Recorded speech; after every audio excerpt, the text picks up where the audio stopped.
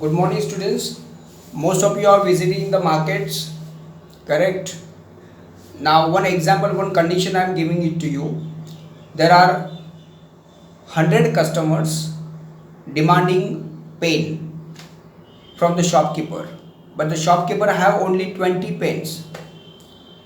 So it means there is an increase in demand or a decrease in demand. What is the answer, your answer? And of course you will say that there is more demand, yes, while the supply is less. So students, this more in demand as compared to the supply, it shows that there is an excess in demand as compared to the supply, and that's why today's topic is also related with the excess demand. So what this excess demand is exactly, let's see. It refers to the situation when aggregate demand is more than aggregate supply, corresponding to full employment level of output in the economy. It means that the more demand in the market, correct, and the supply available is less, but the producer from his side will try to increase more supply. For that he will increase his all these variable factors and whatever available fixed factors to produce more and more goods in the market, so that he can match available demands in the market.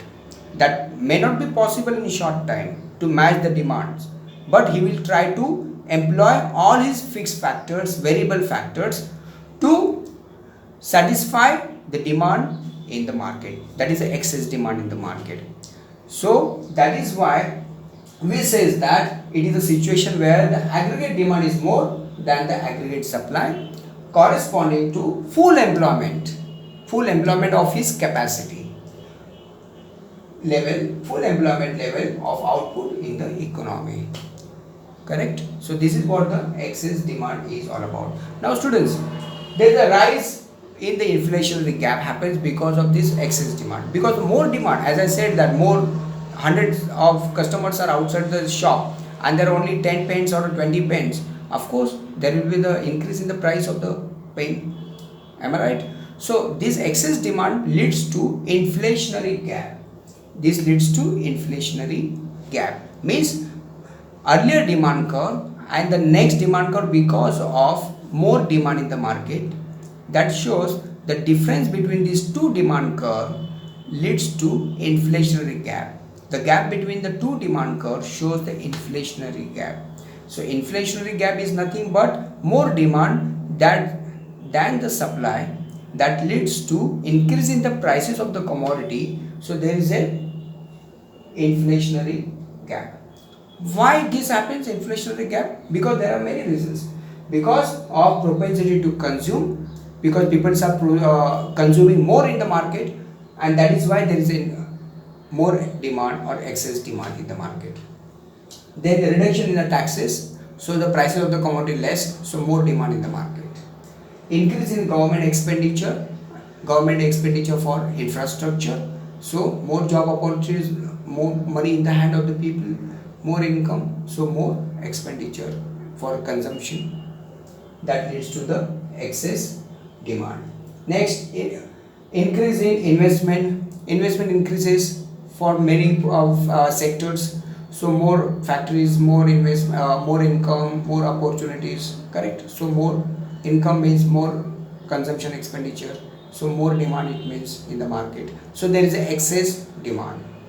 Next, fall in the import falls, so the available demands of the regularly in the within the country will be more, because no import restrictions presently in China.